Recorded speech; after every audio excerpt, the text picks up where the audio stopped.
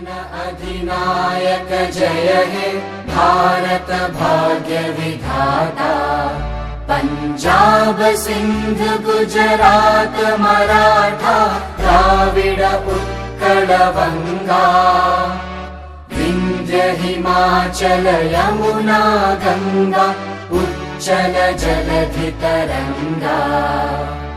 तव शुभ नामे जागे तव शुभ आशीष मांगे।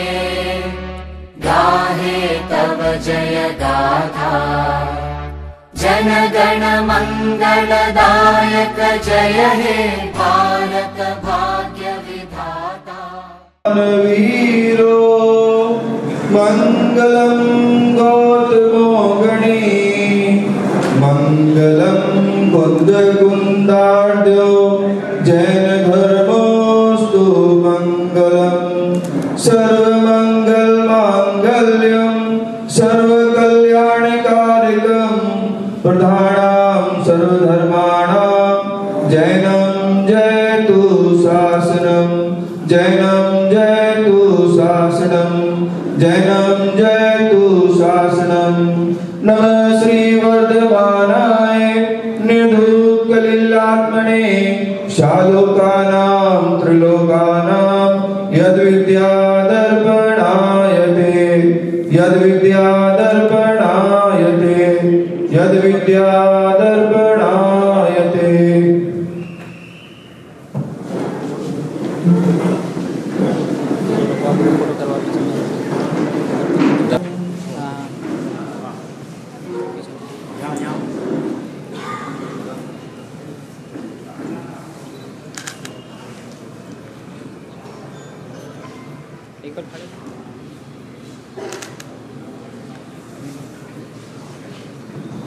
सवाल उड़ाने के लिए श्री धीरेन्द्र जैन सेठी जी, आने के लिए राजकुमार जैन अजमेरा अध्यक्ष Hazaribagh chamber of commerce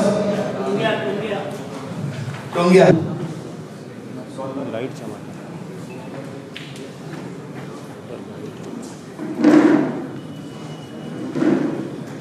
iPhone अपना को रखना चाहिए था तो सभी लोग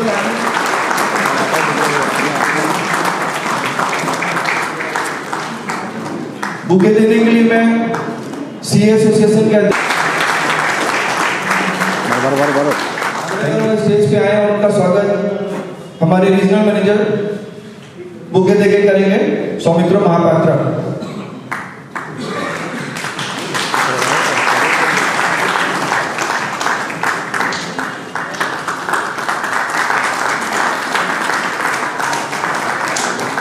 नेक्स्ट हजारीबाग चेंबर आग्रह करूंगा स्टेज पे आए और स्वागत करने के लिए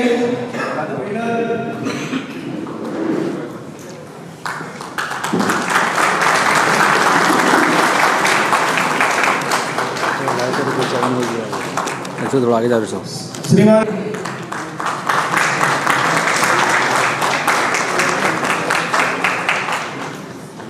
सौमित्र महापात्रा।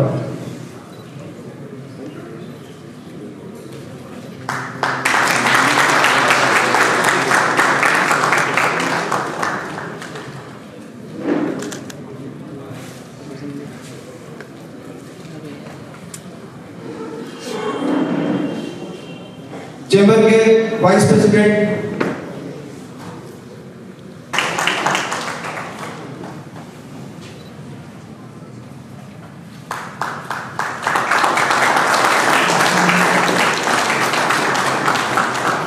टैली और जीएसटी के as complex as solving a Rubik's cube. Well, here's the good. याद है कि हम लोग जुलाई महीने में दो फोन इकट्ठा पकड़ के घूमते थे दोनों काम, क्योंकि इतने इंक्वायरीज आते थे कि जीएसटी कैसे होगा, क्या नहीं होगा। तो हम लोग का हमेशा टैली की तरफ से कोशिश रहता है कि जीएसटी को जितना सिंप्लीफाई करके कमिटमेंट हर 6 महीने में हम जहाँ पे हम लोग रिलीज 5.0 विद 5.1 में मानता एक डेटा मैंने दे दिया है ना, ओटीपी देते हैं तो वो 6 आवर तक कर देता हूँ। अगेन ओटीपी मांगेगा, अदरवाइज अगर को डिलीट करके वापस से मैं लोड किया बिकॉज पुराना कंपनी में अगर मैं करता ये एक्सपीरियंस हाँ तो लोड किया सो यहाँ पर देखिए और OTP अगर जाते हैं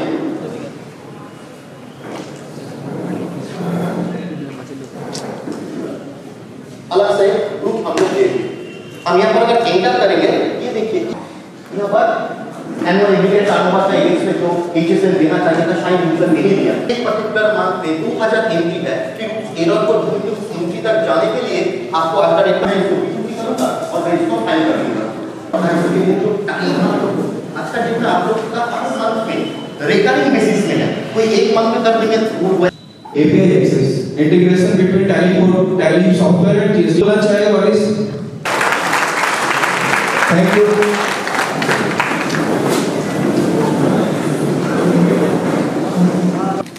तो कुछ प्रैक्टिकल एग्जाम्पल भी करूंगा।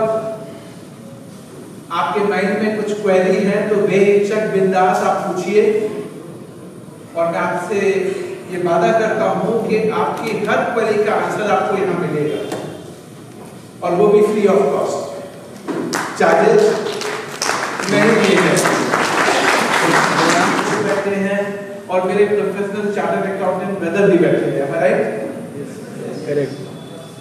तो मिलकर हम मिक्स कॉम्बिनेशन करेंगे जिसमें हर किसी को हर किसी की बात समझ में आएगी। देखिए जब हम जुगलबंदी की बात करते हैं ना, इंडस्ट्री का बंदा बिजनेस कर रहा है, वो चाहता है कि मैं बिजनेस को फोकस करूं और वो सारा काम अपने टैक्स प्रोफेशनल, चाहे वो CA हो, CS हो, CFA हो, लॉयर हो या जो नए ट्रेनी हैं जो CS GST की सारी ट्रेनिंग करके एप्लीकेशन की ट्रेनिंग करके आपके एप्लीकेशन का काम करते हैं। तो मैं एक प्रैक्टिकल एग्जांपल से स्टार्ट करता हूं और आप भी सोचना स्टार्ट कीजिए और मुझे आंसर भी दीजिएगा, तभी हम समझ पाएंगे कि वाकई एक एप्लीकेशन और GST की नॉलेज की जुगलबंदी क्यों इंपॉर्टेंट है। और जब आप इंडस्ट्री के बंदे हैं तो आपको भी ये मालूम होना चाहिए कि अगर मुझे ये नहीं मालूम है तो मुझे कितना लॉस हो रहा है। तो आपके लॉस को प्रॉफिट में कन्वर्ट करना है, ऑब्जेक्टिव बहुत क्लियर है। इसके साथ हम और भी कई बातें करेंगे, लेकिन आपके माइंड में कहीं पे कोई प्रैक्टिकल एग्जांपल स्टार्ट करता हूं।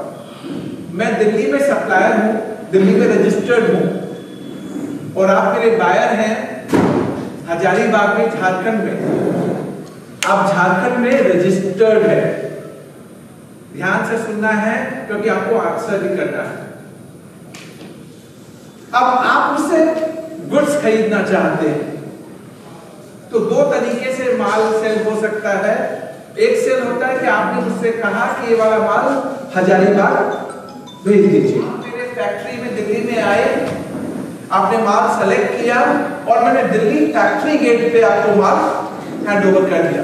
मेरी जिम्मेदारी नहीं है, मेरा ट्रांसपोर्टर माल लेके हजारीबाग नहीं आएगा, ये आपकी जिम्मेदारी है। मैंने तो अपने फैक्ट्री गेट पे आपको माल दे दिया।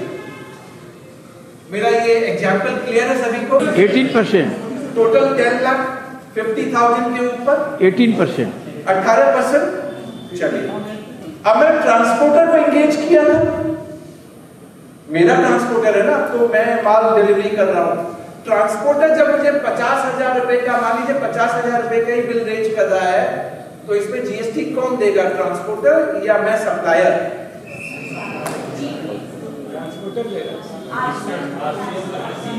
अच्छा चलिए कंफ्यूजन हुआ ना, पहला कंफ्यूजन क्लियर करते हैं। देखिए अगर आप 7 डिफाइंड रेसिपिएंट में आते हैं, जो मैं रेसिपिएंट हूं, RCM में पे करूंगा तो कितने परसेंट पे GST पे करूंगा? 5, 12, 18, 5। आउटपुट पे मैं 18 लगा रहा हूं, आउटपुट पे मैंने 18 लगाया है, लेकिन जब मैं RCM पे कर रहा हूं तो 5% पे कर रहा हूं, राइट? मुझे क्रेडिट मिलेगी? हाँ या ना? देखिए सबकी आवाज नहीं आ रही है, यानी कुछ बच्चे हैं जिनने सिर्फ एप्लीकेशन टैली का सीखा है, अब उनको ये नहीं मालूम कि क्या होगा इसका आंसर किसके पास है? जो बिजनेसमैन है या जो प्रोफेशनल है या जो बाकी GST का नॉलेज जुगलबंदी आज जिसको हम करने वाले हैं, मुझे क्रेडिट मिलेगी। अगर ट्रांसपोर्टर 5% फॉरवर्ड चार्ज में चार्ज करता है तब उसको आईटीसी नहीं मिलेगी, तब 12% लगाना पड़ेगा। अगर आईटीसी लेनी है तो am I clear? तो इस पार्ट को तो हमने कर लिया। And place of supply, am I right? Location of supplier Delhi है, प्लेस ऑफ सप्लाई हमारे माइंड में आ सकता है कि हमने फैक्ट्री गेट दिल्ली में दे दिया तो प्लेस ऑफ सप्लाई दिल्ली, या आपके माइंड में कईयों ने साउंड किया था इंटर, तो मुझे नहीं मालूम इंटर है इंट्रा है, मैं तो चेक करना चाहता हूं कितने लोग मानते हैं कि ये इंट्रा स्टेट होगा सीजीएसटी एंड दिल्ली एसजीएसटी, हाथ उठाइए। अच्छा, कितने लोग मानते हैं इंटर होगा? अच्छा, इसमें ऐसे भी कई लोग थे अच्छा जीएसटी लगेगा, और क्यों लगेगा इसके रीजन है। रीजन नंबर 1, अगर मैं आईजीएसटी नहीं लगाऊंगा तो आपके झारखंड के रजिस्ट्रेशन में क्रेडिट नहीं आएगा, पहली बात। दूसरा, जब मैं ईमेल जनरेट करूंगा, इसमें मैं तो नहीं करूंगा, इसमें आप सब गलत थे।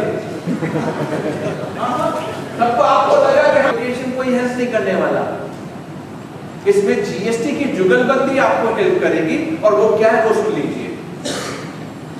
आपको अगर क्रेडिट लेना है तो पहले आपको 4 कंडीशन सेटिस्फाई करनी पड़ती थी। Section 16 subsection 2, 4 condition. पहली कंडीशन होती थी कि आपके पास इनवॉइस होनी चाहिए, है या नहीं है? एक बार सब साउंड करेंगे तो लगेगा आज बाकी हम जीएसटी हम पढ़ा के दिया है। आपके पास इनवॉइस है? आपने कुछ रिसीव किए? आपने सप्लायर को पेमेंट किया, सप्लायर ने जमा भी कराया है और गलत डाल दिया था, यही गलती हुई थी उससे, राइट? सप्लायर ने टैक्स जमा किया है। और चौथी कंडीशन है कि regularly filing GST return, am I right? माने किसके लिए एप्लीकेबल है, सप्लायर के लिए या बायर के लिए? बायर के लिए। हाँ बताइए। अच्छा, अब ये जो मिक्स आंसर आप कहते हैं कि हमें एसएमई को बढ़ावा देना है, एसएमई मतलब स्मॉल मीडियम माइक्रो, जो यहाँ पे बहुत सारे बैठते हैं चैम्बर्स के जितने भी इंडस्ट्रीज, कितने लोग हैं इंडस्ट्रीज में से बैठे? अच्छा सर, और कितने मेरे सीए जो है सब हमारे जीएसटी एक्सपर्ट है, राइट? टिकट कर दिया मैंने, ऐसा कहा जैसे ही मैंने कहा वो आपको मालूम है, आप किसी ऑफिसर से ऐसा उल्टा बोल दीजिए तो कैसे देखता है, उनकी आंखें तरेना चालू। तो क्या करना चाहिए था हमको बताओ? तो मैंने कहा सर जीएसटी में सबसे बड़ी विडंबना सुनिए कि मैं चार्टर्ड अकाउंटेंट हूँ, चार्टर्ड अकाउंटेंट या कोई भी हो, मैं चार्टर्ड अकाउंटेंट हूँ, मेरे 30 लाख रुपए का जब बिल रेज करता हूँ अपने क्लाइंट को ऑडिट का, इस साल की ऑडिट करता हूँ और पिछले साल की फीस आती है, सही बोल रहा हूँ ना? आती है, राइट? तुमने बिल रेज कर दिया तो जीएसटी जमा कर, मुझे क्लाइंट ने पेमेंट नहीं किया और आप मुझसे उसका पेमेंट मांगते हैं। अगर मैं पेमेंट नहीं करूं तो आप कहते हैं ब्याज लगेगा। ब्याज की रेट कितनी है मालूम है जीएसटी में? 18%। ऐसा नहीं लगता हम पुराने जमाने में चले गए, उस जमींदार खोर लोग होते थे? मैंने सर 18% आज की डेट में आप तो एसएमई की बात कर रहे हैं कि आप एसएमई को सपोर्ट करेंगे। मैंने कहा मैं चार्टर्ड अकाउंटेंट हूं, मुझे प्री जीएसटी में 50 लाख की लिमिट होती थी कि हम सर्विस टैक्स रिसीट बेसिस पे जमा करते थे। अब 6% तो बचेगा घर में।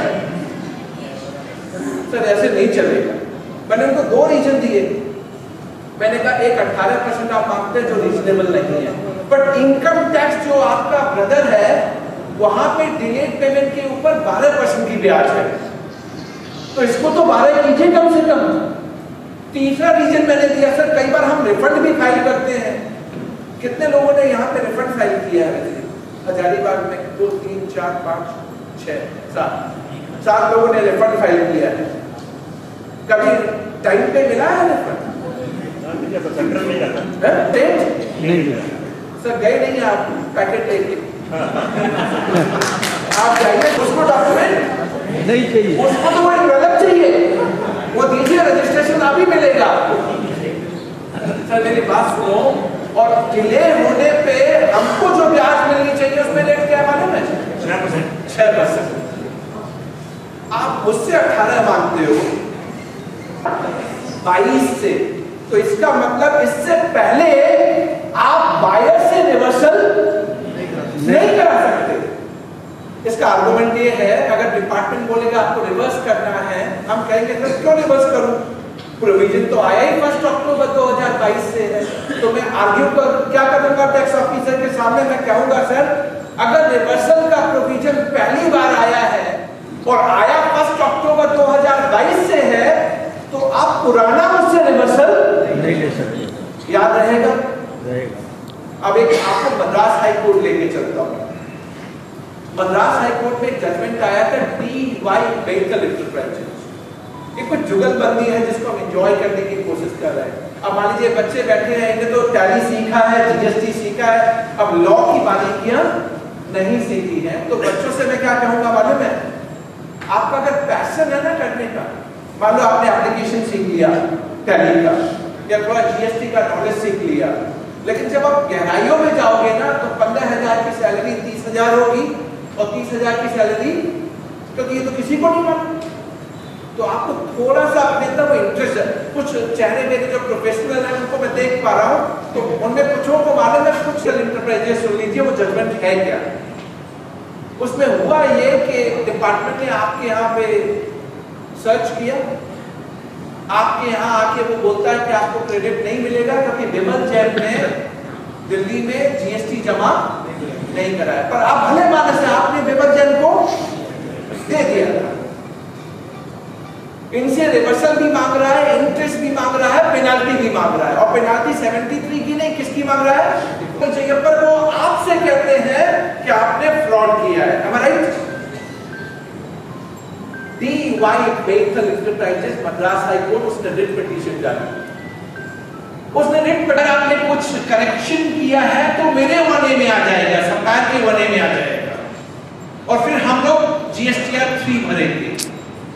उसने कोर्ट से कहा लॉर्डशिप 2A तो 17, 18, 18, 19 में 2A तो आया ही नहीं था, तो मुझे कैसे मालूम पड़ेगा कि जो विमल जैन को मैंने पैसा दिया है उसने जमा नहीं कराया, तो ये जिम्मेदारी मेरे ऊपर कैसे आएगी।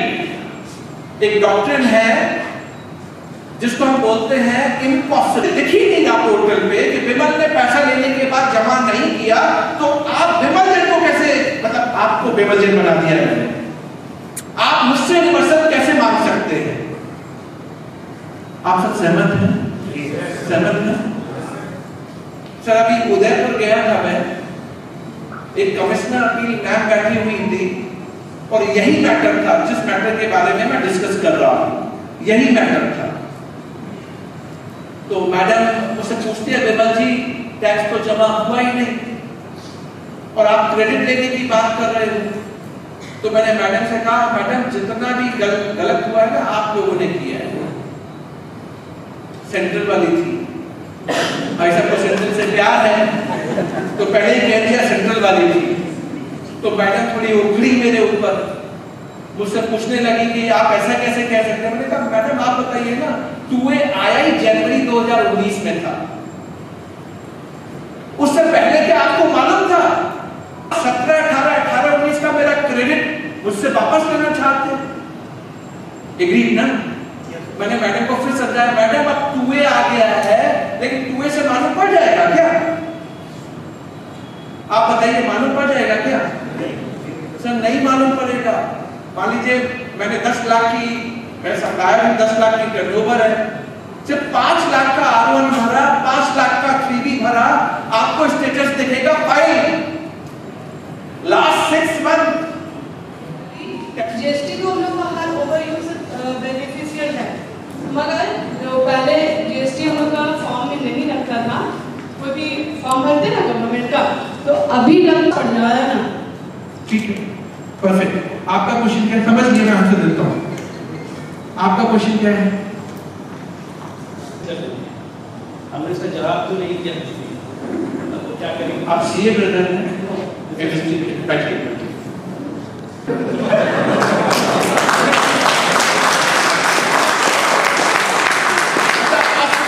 आपको मालूम है मेरी ताई जी कौन है? मुझे मालूम है। इस मोहतरमा मैं को ये नहीं मालूम, सॉरी टू से, और लाइटर नोट बोल रहा हूँ, एक पॉपकॉर्न और वो जितना गर्व से समझाती हैं, वो प्रेस कॉन्फ्रेंस आई थी 55th जीएसटी काउंसिल मीटिंग के बाद, बोले जो पॉपकॉर्न नमकीन है, मसाला है, चटपटा है। बोले यार मुझे लगा मेरे से ज्यादा खा के बैठी है। चटपटा मैं तो खा नहीं पाता आज की डेट में, उसमें 5 मिनट लगेगा। नमकीन हो गया, नमकीन हुआ ना, ऐसे कुछ नहीं, नमकीन हुआ ना 5 मिनट लगेगा। फिर बोलते नहीं अगर आपने इसको पैक कर दिया और लेबल कर दिया तो 12 लगेगा। उन्हें नहीं, इसके बाद अगर आपने कैरेमलाइज्ड शुगर ऐड कर दिया तो 18 लगेगा। मैं बैठे बैठे सोच रहा था मैडम अगर मैंने सॉल्टेड और शुगर दोनों कर दिया तो राइट। मैं सच बताऊं, जीएसटी को मुझसे पूछा गया था, जीएसटी को जीएसटी की तरह से इन्हें इंप्लीमेंट किया नहीं, कोर्स कर रहे हैं और वो गवर्नमेंट अप्रूव्ड नहीं है। बट गवर्नमेंट अप्रूव्ड मान लीजिए अगर एग्जेम्प्टेड है तो क्वाइट ऑब्वियस है, लॉजिकली प्राइवेट वाला भी अगर कर रहा है तो एग्जेम्प्टेड होना चाहिए। इन्हें वहां भी बाइफर्केशन कर रखी है, गवर्नमेंट अप्रूव्ड है तो नहीं लगेगा और प्राइवेट है। कहां से आंसर सिंप्लीफाई होगा, कहां से हम गुड एंड सिंपल टैक्स लेके आ पाएंगे? हम नहीं जा सकते, नो वे पॉसिबल। बट मैं आपसे कहूंगा मुझे बताइएगा किस एग्जाम फॉर्म के ऊपर लगा है तो मैं आपको बता दूंगा सही लग रहा है या गलत। कई बार मार्केट में क्या हो रहा होता है मालूम है, नहीं लगता, जीएसटी लगा के दिखा देते हैं और पैसा पॉकेट में रख लेते हैं। विश्वास रहेगा कि किस चीज में हो रहा है तो वो हमें समझना पड़ेगा। भाई साहब का क्वेश्चन था कि 4 रजिस्ट्रेशन है, एक रजिस्ट्रेशन में कोई काम नहीं हो रहा, डिपार्टमेंट का नोटिस आ गया कि भैया तुम्हारा रजिस्ट्रेशन कैंसिल कर देंगे। पॉसिबल है क्या, वाइबल है क्या? टू माय नॉलेज मिनिमम 6 महीने तक, मिनिमम 6 मंथ अगर आप निल रिटर्न फाइल कर रहे हैं तो वो आपसे पूछेगा कि भैया इसमें कोई काम कर रहे हो या नहीं कर रहे हो। मैं तुम्हारा रजिस्ट्रेशन कैंसिल कर दूंगा, ये वही वाली बात है भैया, उसके पास जाओ, वो बुला रहा है आपको। ये लोग क्या करते हैं, एसजीएसटी वाले ज्यादा कर रहे हैं आज के डेट में। आपका एक ईबे बिल का एग्जांपल लेता हूं, मैंने दिल्ली से हजारीबाग माल भेजा था, ईबे बिल भी जनरेट किया, मैंने बिल जनरेट कर दिया सर, और जब माल ट्रांसपोर्टर के पास गया तो ट्रांसपोर्टर ने भी रीजनरेट कर दिया सर, वो अपने आईडी से कर दिया, उसके पास बिल पहुंचा नहीं, वो फिर से जनरेट कर दिया। तो 4 साल बाद नोटिस आया सर कि आपका एक इनवॉइस का 2 बिल जनरेट हुआ है, टैक्स, पेनल्टी, एवरीथिंग इंटरेस्ट के साथ। हमने सिंपल सा रिप्लाई किया, दूसरा वाले उसने उसको लगाई है सर, मैंने तो पहले जनरेट किया, date and time is there. 2 साल बाद उसका रिप्लाई आया और उन्होंने केस विड्रॉ कर दिया सर। बैटरी तो उसमें 0% टैक्स है, एग्जेम्पशन है। तो हम यहाँ पर जो है, जो ट्रांसपोर्ट से माल आता है, उस ट्रांसपोर्ट वाले का जो भाड़ा होता है, भाड़ा पर जीएसटी जमा करते हैं। तो ये जो जीएसटी हम लोग जमा करते हैं, क्या इसको बचाया जा सकता है या क्रेडिट हो सकता है? जा सकता है क्या? और वो भी यहाँ पर है कि किसी भी मंथ में 50 लाख से ऊपर अगर आपका टर्नओवर है तो आपको अपना आउटपुट का 1% कैश में जमा करना होगा। ठीक है, उसका एक्सेप्शन है कि अगर लास्ट 2 फाइनेंशियल ईयर जिसका 139 मंथ का टाइम एक्सपायर हो गया हो, उसमें अगर 1 लाख से ऊपर आपने जमा किया है तो ये नहीं लगेगा आप पे।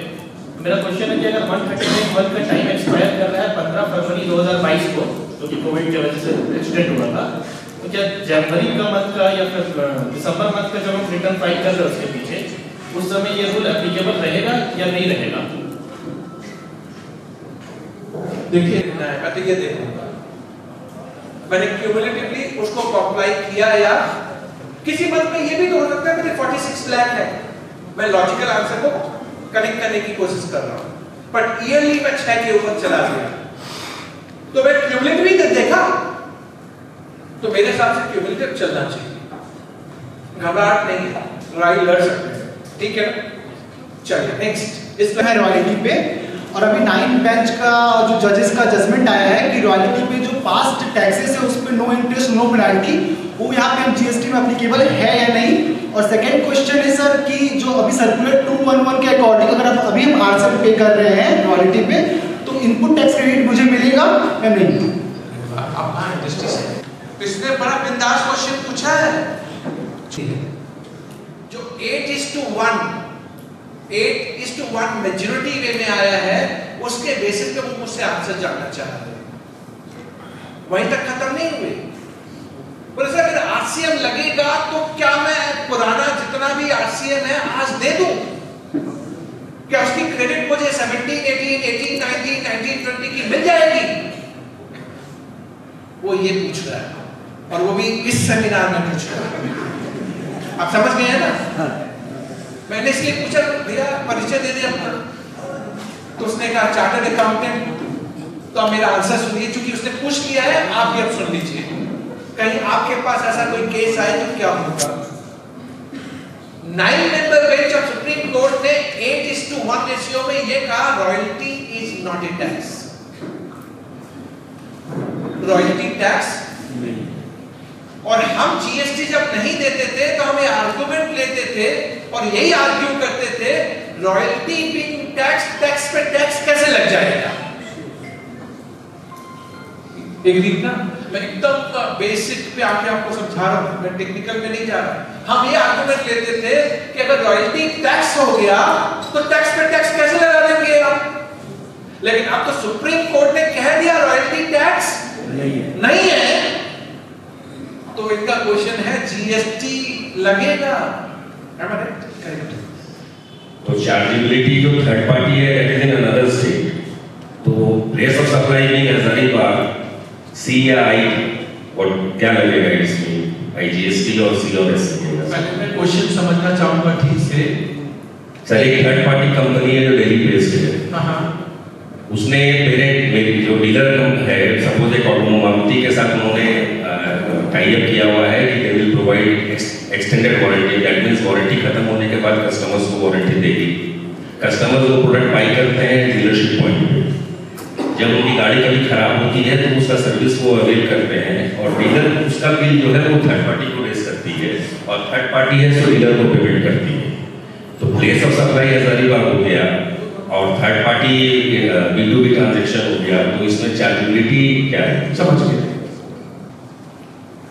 मारुति ने कहा विमल जैन दिल्ली से कि एक काम कर, एक्सटेंडेड वारंटी का काम तू ले ले,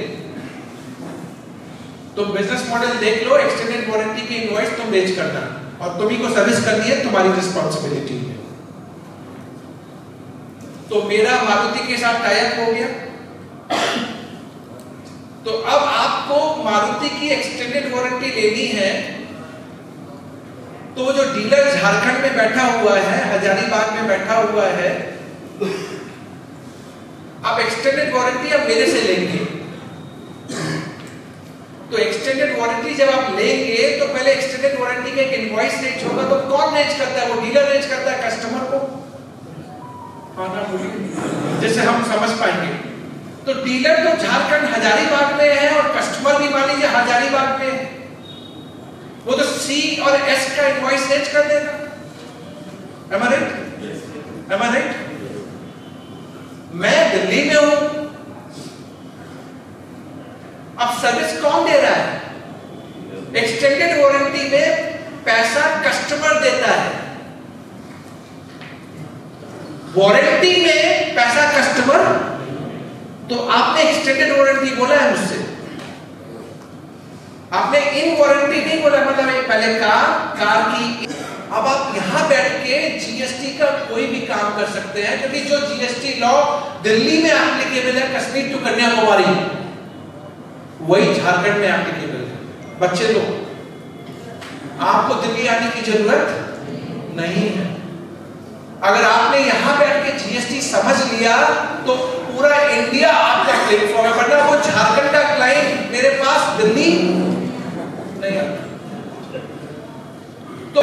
है या नहीं है।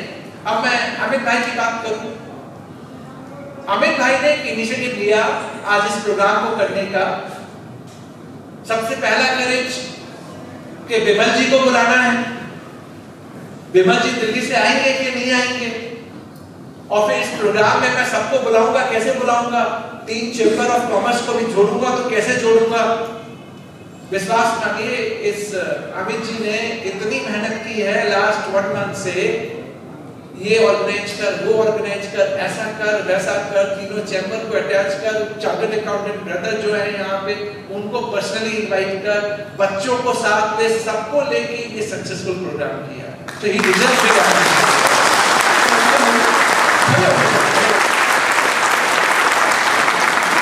फिर मैंने इनसे ये पूछा कि तो मैंने अमित जी से कहा चिंता मत करो भैया, जरूर आऊंगा, और टिकट मैंने अपनी करा के फटाफट भेजी इनको, ये बताने के लिए कि मेरी भी इच्छा है यहाँ आने की। तो मुझे बहुत अच्छा लगा। जिनका समय, देखिए पैसा सब कुछ है, किसी का कल का पता नहीं है। तो इसमें एक छोटी सी कहानी सुनाता हूँ, फिर क्लोज करूंगा कि क्यों इंपॉर्टेंट है। एक ओल्ड लेडी थी, एक थीम है, एक ओल्ड लेडी थी। ओल्ड लेडी जब भी खाना बनाती थी तो 1 रोटी एक्स्ट्रा बनाती थी, और उनका ये टेक था कि ये रोटी कोई भी आए लेके जाए। उनकी तरफ से दान था। तो एक साधु बाबा लपक गए और वो रोटी लेके जाते थे, लेकिन जब रोटी लेके जाते थे तो ऐसा कहते थे, तेरा बुरा तेरे पास रह जाएगा, तेरा बुरा तेरे पास रह जाएगा, और तेरा अच्छा तेरे पास चल कर आएगा। रोटी लेके जाते और ऐसा कहते, तो इस लेडी को लगने लगा मैंने क्या बुरा किया, मैं तो 1 रोटी एक्स्ट्रा बना रही हूँ और 1 रोटी एक्स्ट्रा दे भी रही हूँ, फिर भी तेरा बुरा तेरे पास रह जाएगा, तेरा बुरा तेरे पास रह जाएगा। तो इस लेडी का मन उछल गया, मैडम मेरे पास, मेरे साथ नहीं, मैडम कुछ बात कर रहे थे ना तो ध्यान मेरा डाइवर्ट हुआ। तो इस लेडी के मन में आ गया कि मैंने बुरा क्या किया है, मैं तो रोज रोटी बनाती हूँ, रोज तू लेके जाता है, फिर भी बोलता है तेरा बुरा तेरे पास रह जाएगा। उसके मन में जब आगे एक बात इच्छा की ना बहुत गलत कर रहा है, इसको ना मजा चखना है। तो एक दिन उसने जहर की रोटी बनाई, और जहर की रोटी बना के खिड़की के बाहर रख दी, और मन ही मन सोच रहे आ जा और लेके जा और बोल तेरा बुरा तेरे पास रह जाएगा, तेरा बुरा तेरे पास रह जाएगा। तो दिल भी कस रही है वो, पर उस लेडी का मन बहुत अच्छा था। 1000 बात की थी, उसका मन बहुत अच्छा था, भगवान से कनेक्ट करता था। तो जब रोटी उसने बाहर रख दी तो उसके मन में लड़ाई चालू हो गई। हमारे 2 मन होते हैं, एक अच्छा मन और एक बुरा मन। आप कभी अगर बुरा कर रहे हैं, लेकिन अगर आप अच्छे प्रकृति के हैं, आपकी सोच अच्छी है, तो भीतर से वो आपको रोकती है कि बेमन रुक जा, क्या कर रहा है, मत कर। वो रोकता है, हम रुके ना रुके वो बात की बात है, पर रोकता जरूर है। जैसे यंग बच्चों को बड़ा चाह होता है कि हम बॉम्बे जाएं, दिल्ली जाएं, और वहां जाके वहां की चकाचौंध वाली जिंदगी को देखें। मेरे भी 4 दोस्त हों, और आज के दोस्त तो कैसे होते हैं मालूम है, आज फ्रेंडशिप होती है, 6 महीने चलती है, फिर ब्लॉक, फिर 3 महीने बाद रीब्लॉक। हाँ सच कह रहा हूं, आजकल इनकी दोस्ती तो ऐसी ही हो गई है, sorry to say that, but इनको डाइवर्सन वही दिखता है। लेकिन अगर इनका मन स्ट्रॉन्ग है तो मैं आपसे कह सकता हूं कि गलत रास्ता ये कभी नहीं पकड़ेंगे। तो इस लेडी का मन भी बहुत स्ट्रॉन्ग था। उसे भीतर से लगा कि ये जो कहता है कहने दे, ये गलत कहता है, मुझे कोई फर्क नहीं पड़ता, लेकिन मैं भगवान के सामने गलत नहीं होना चाहती।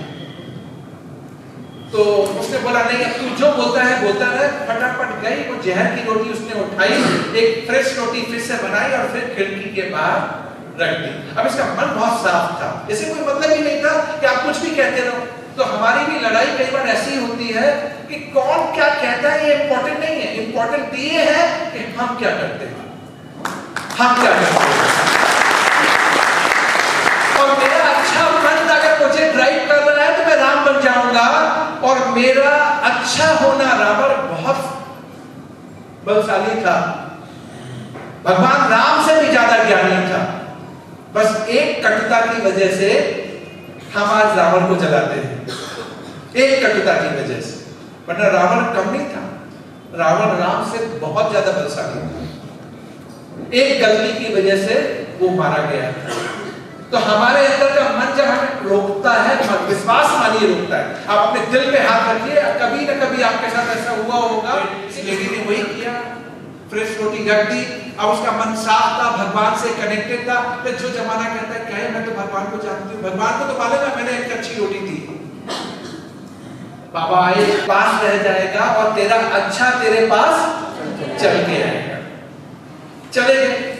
शाम को ये लेडी देखती है कि उसका बेटा बहुत दूर से चला आ रहा है, लेकिन वो लथपथ, कपड़े फटे हुए हैं, खून निकला हुआ है, मुंह हाथ सब ऐसे, और वो चल नहीं पा रहा, he is not able to walk। माँ देखती है तो माँ दौड़ी दौड़, माँ का मन इतना अच्छा होता है कि उसे किसी और का दर्द फील हो या ना हो, बच्चों का दर्द तो अब हमारी शादी हो गई है तो हम देखते हैं हमारा दर्द हो ना हो, बच्चों का तो फील ज्यादा होता है, मानते ना? अरे मान लो मेल वाले, मान लो ये लोग ऐसे हमारे में चले रहते हैं। तो जैसे बच्चे को देखती है तो वो दौड़ के बच्चे के पास जाती है और गले लगाती है, बोलते बेटा तुमने क्या हाल बना रखा है, एक क्या हो रखा है तुझे? तो बेटा माँ से बोलता है, माँ पूछो मत, मैं जिस गांव में गया था वहां युद्ध हो रहा था माँ, मैंने 1 महीने से खाना नहीं खाया है माँ, विश्वास मानो आज मैं मर जाता, पर पता नहीं रास्ते में मुझे एक साधु बाबा मिले।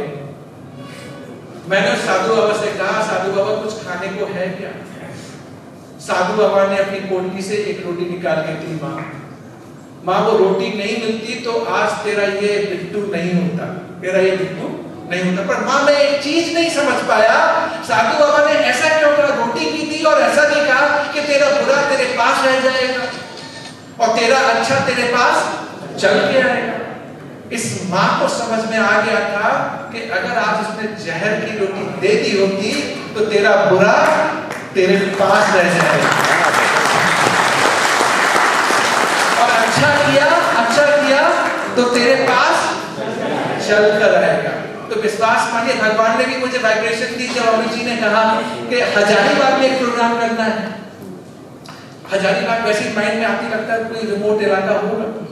विश्वास मानिए मैं इससे पहले हजारीबाग शायद एक बार आया हूँ, वो भी मुझे याद नहीं है, होगा रिमोट। और इस रिमोट इलाके में आके 2 घंटा जीएसटी बोलना अपने आप में मुझे चैलेंजिंग लगता है कि भैया किसको सुनाऊंगा, कौन सुनेगा मेरी व्यथा जीएसटी की। और मुझे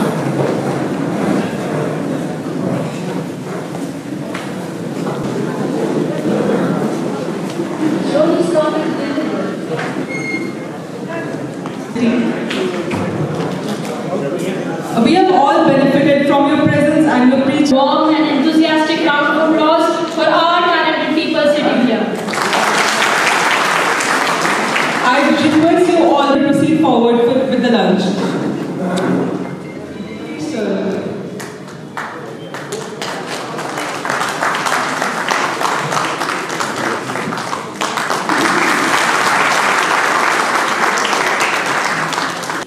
I also invite Mrs. Beena Jain, wife of our honorable guest C.A. Bimal Jain. I'd also like to invite Srimati Purnima Devi to felicitate Beena ma'am.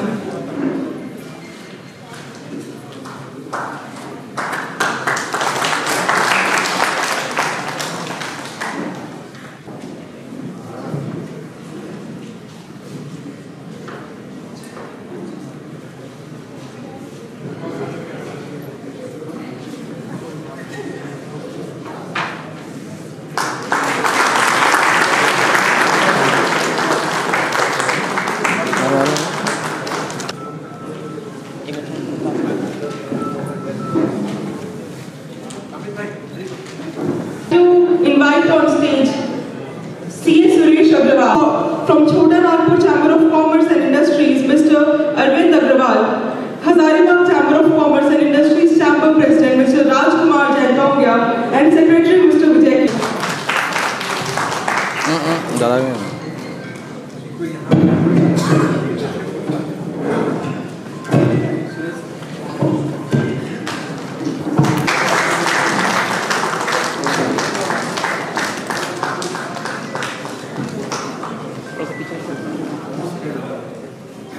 सभी कोई सामने देखेगा।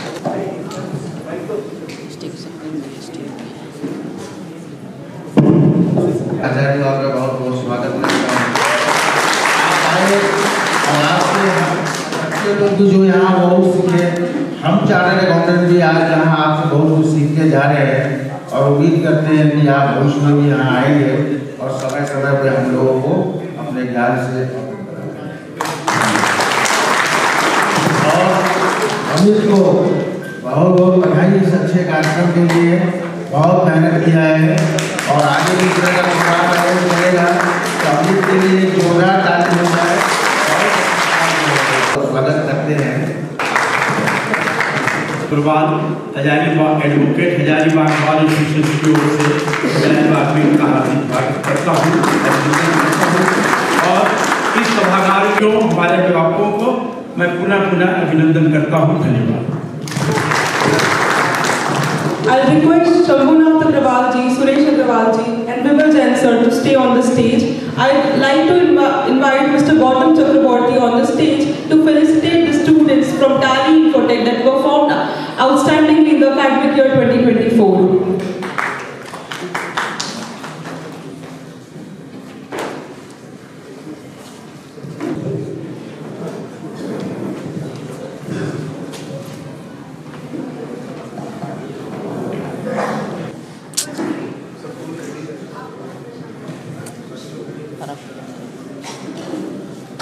Top the level 1 batch for 2024. I'd like to call Harshi Jain and Prashant Kumar Gupta on stage. The runner-up for the level 1 of Tally from the Pali Infotech.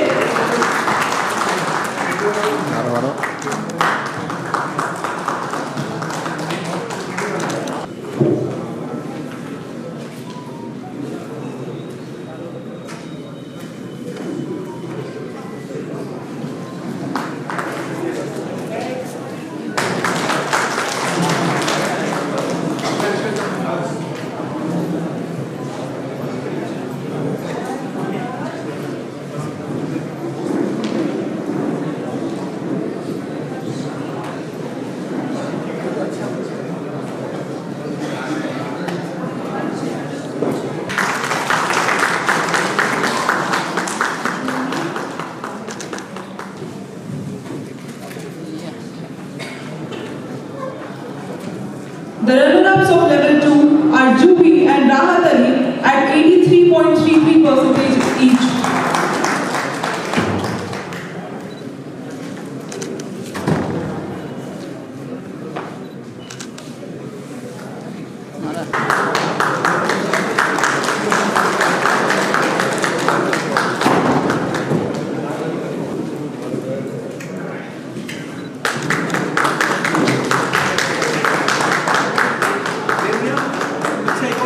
Aditya Kumar at 83. The runner-up of level 3 is Rohit Kumar Singh at 68.33%.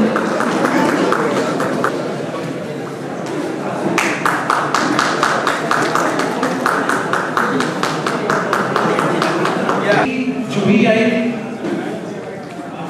to my thank you. Thank you, sir. We request each one of you to have. मैं request करूँगा जितने भी chartered accountants हैं वो आगे आजी आप ही आजी मैडम।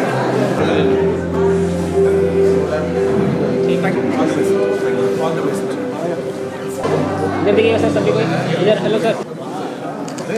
शाम मेरा आ रहा है ना भैया समझ में ना